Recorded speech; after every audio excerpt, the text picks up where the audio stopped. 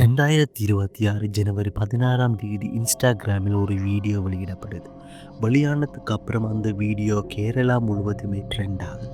இந்த வீடியோ வெளியானது 3 நாளைக்கு அப்புறம் சரியா 19ஆம் தேதி ஒரு அப்பாவியின் உயிர் பறிபோகுது. காரணம் அந்த ஒரு வீடியோ.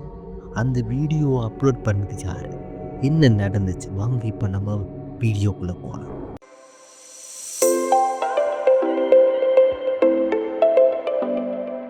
சோஷியல் மீடியா இன்ஃப்ளூயன்ஸ்ன்றது ரொம்ப பவர்ஃபுல்லாக வளர்ந்துட்டு இருக்கிற இந்த காலத்தில் லைக்காகவும் வியூஸுக்காகவும் எது வேணும்னாலும் செய்கிற நிலைமை தான் இப்போ இருக்குது. இது ரியல் லைஃப்பை பார்த்துட்டு தான் இருக்குது. அந்த மாதிரியான ஒரு கேஸ் தான் இது. கொமர்ஸில் டிகிரி படித்தது மட்டும் இல்லாமல் கேரளாவில் இருக்கிற வெள்ளேரிவாடி கிராமத்தில் உள்ளூராட்சி தேர்தலையும் போட்டியிட்டு வெற்றி பெற்றிருக்கிற ஒரு இன்ஸ்டாகிராம் இன்ஃப்ளூயன்சர் தான் சிஞ்சிதா முஸ்தஃபா.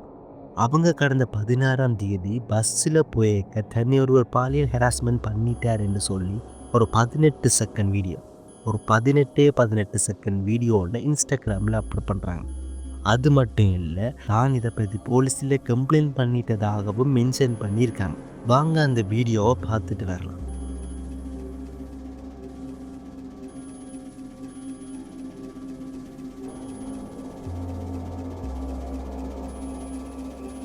இந்த வீடியோவை பார்த்தவங்க எல்லாரும் அந்த ஆள் மேலே தான் தப்புன்னுட்டு யார் அந்த ஆளுன்னு தேடுறாங்க. அப்போ தான் தெரிய வருகுது அவர் கோழிக்கூட்டை சேர்ந்த தீபக்குண்டு.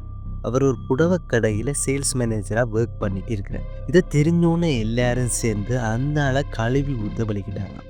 அது புல்லிங் தான். இதனால் ரொம்ப மன உளைச்சலுக்குள்ளான அந்த நபர் 2 நாளைக்கு அவருக்கு சாப்பாடே இருங்கல. அந்த அளவுக்கு மனசுடைஞ்சு போயிட்டார். அடுத்த நாள் ஜனவரி 19 அவர் தூக்கம் மாட்டிட்டு இறந்துட்டார்.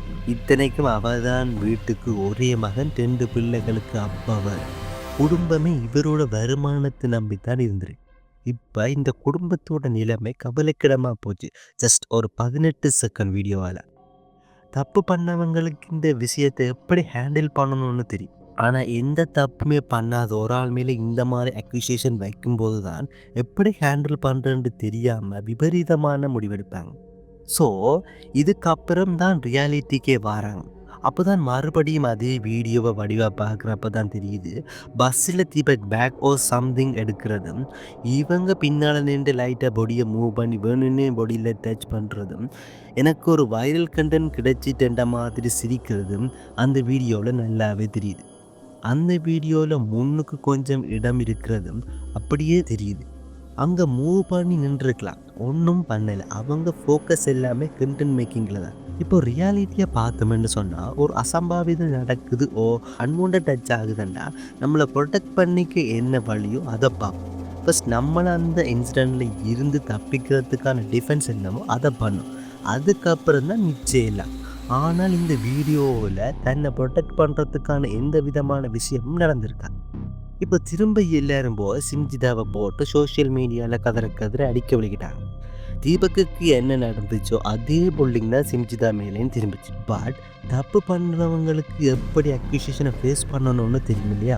அதனால் அடுத்து ஒரு வீடியோ போடுறாங்க. அதில் என்ன சொல்லியிருக்காங்கன்னா, தான் அந்த வீடியோவை தன்னோட புகழுக்காக பதிவு செய்யவில்லை, ஒரு சமூக பிரச்சனையை எடுத்து காட்டுறதுக்காகவே அந்த சம்பவத்தை ரெக்கார்ட் பண்ணி தான் சொல்லியிருக்காங்க.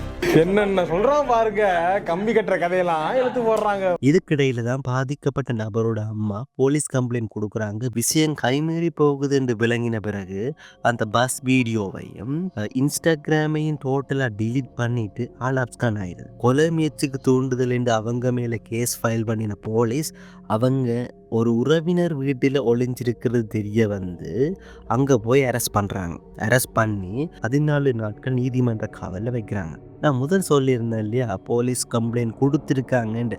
பட் நடந்த விசாரணையில் தான் தெரிய வருது அவங்க எந்த விதமான போலீஸ் கம்ப்ளைண்ட்டும் பதிவு செய்யவில்லை என்று. அவங்க பப்ளிசிட்டிக்காக அந்த மாதிரி சொல்லியிருக்காங்க. போலீஸ் என்ன சொல்லியிருக்காங்கன்னா, இவங்களை ஜாமீனில் வெளியே விடக்கூடாதுன்ற, அப்படியே வெளியில் விட்டால் மறுபடியும் இதே மாதிரி செய்யக்கூடும், அல்லது இவங்களை பார்த்து மற்ற பெண்களும் இன்ஸ்பயர் ஆகி இந்த மாதிரி செய்யலாம். ஏன்னு சொன்னால் உள்ளே போனாலும் ஜாமீனில் வெளியே வரலாம் என்ற நம்பிக்கை வந்தது. இறந்த தீபக்கூட நண்பர்களும் குடும்பத்தினரும் அவர் ஒரு ஜென்டில்மேன் என்றும் வாழ்க்கையில் சர்ச்சைகளை தவிர்த்து வந்த ஒரு அமைதியான நபர் என்று சொல்லியிருக்காங்க. இதில் நாம் சிந்திக்க வேண்டிய விஷயம் என்னென்னா, ஒரு ரீலுக்கு நாம் 5 செகண்ட் சிரித்து ஸ்க்ரோல் பண்ணிடலாம். ஆனால் அதோட இம்பேக்ட் யாரோ ஒருத்தரோட லைஃப்பை பாதிக்குதுன்றதை நம்ம மறந்துடுறோம். ஒரு அப்பாவி மனுஷனோட உயிரை இந்த லைக்ஸ், வியூஸ், அப்போலஜிஸ் எதுவுமே திரும்ப கொண்டு வராது. நெக்ஸ்ட் டைம் நாம் ஒரு வீடியோவை ஷேர் பண்ணும்போதும் கமெண்ட் பண்ணும்போதும் ஒரு செகண்ட் யோசிப்போம். பிகாஸ் ஒரு ட்ரெண்ட் ஒரு வீடியோ ஒரு உயிரை எடுக்கலாம். பாய்.